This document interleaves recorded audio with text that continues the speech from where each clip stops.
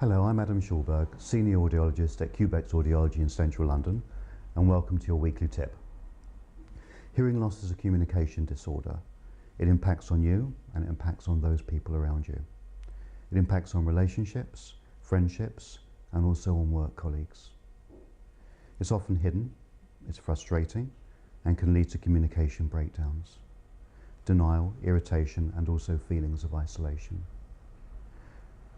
It's important that you explore how this impacts and put in place strategies that will reduce the effort of communication for you, if you're the person with hearing loss, and also for those people around you. It's critical to have communication partners present if you attend an audiologist.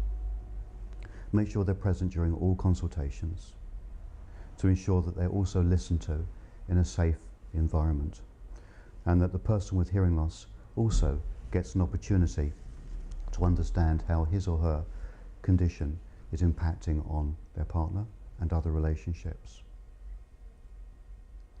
I'm reminded of an incident fairly recently where I saw a patient who spoke about his relationship with his daughter and how the relationship was drifting and how she wasn't communicating with him as much anymore. And we explored this in some detail. And I asked him when he got home to have a discussion with her, a frank discussion, about his hearing and how it might have been impacting on the relationship. And it was a very kind of honest engagement, and she identified that this was probably the main problem. It was just becoming too much effort for her to communicate with him. It wasn't that she couldn't be bothered. It wasn't that she was a typical teenager. Perhaps she was, but it wasn't on this case. It was simply that she found it so difficult and so frustrating to communicate with him that relationship was starting to break down. So when he came back to see me, he was a very different person and fully understood the implications of his condition.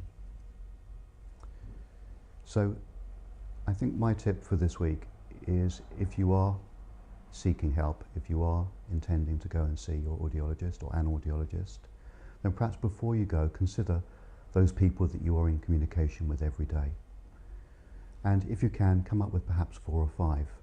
It might be a husband, a wife, a child, a work colleague, a friend, and just think about how your condition may be impacting on them, and perhaps also have a conversation with them as well and ask them and see what they have to say, because they will also be impacted on by your condition significantly.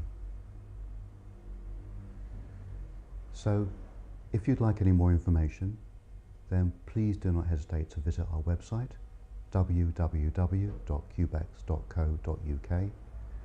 Have a look at our news pages, give us a call if you'd like more information, or drop us an email.